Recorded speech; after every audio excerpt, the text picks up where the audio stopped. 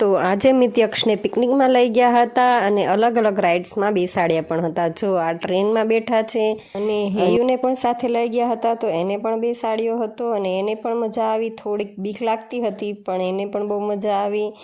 જો બધા ટ્રેનમાં છોકરા બેઠા છે અને પછી વારી હતી હોડકાની, તો હોડકામાં પણ બધાએ બહુ ચીસો પાડી અને બહુ મજા આવી। અને અમુક છોકરાઓને બીક લાગતી હતી અને અધવચ્ચે ઉતારી પણ લીધા હતા। અને પછી હતી ચકડોળની વારી અને ચકડોળમાં બધાને ધીરે ધીરે લઈ ગયા અને બેસાડી અને પછી કર્યું ચકડોળ શરૂ।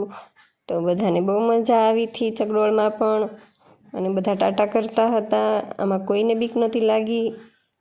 પછી હતી જમ્પિંગની વાળી, તો બધા જમ્પિંગમાં ગયા અને જમ્પિંગમાં પણ બધાને બહુ મજા આવી। બધા મસ્તી કરતાં કરતાં ત્યાંથી ચડવાનું હતું ને ત્યાંથી લસરપટ્ટી ખાવાની હતી।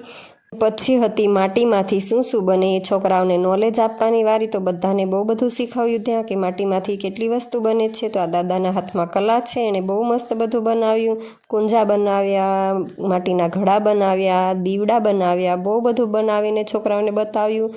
તો ખરેખર આ એક કલા જ કહેવાય કે એમના હાથમાં કેટલું સરસ ફિનિશિંગવાળું બધું કામ કરતા હતા દાદા। પછી આવ્યા છોટા ભીમ, તો છોટા ભીમને જોઈને છોકરાઓ બહુ રાજી થઈ ગયા અને બધાએ બહુ મસ્તી કરી, એન્જોય કર્યું અને ડાન્સ પણ બહુ બધો કર્યો। એની ટીચરો પણ એમને ડાન્સ કરાવતી હતી સાથે। અને જો બધાને કેટલી મજા આવે છે, છોટા ભીમ સાથે બધાએ ફોટા પણ પડાવ્યા।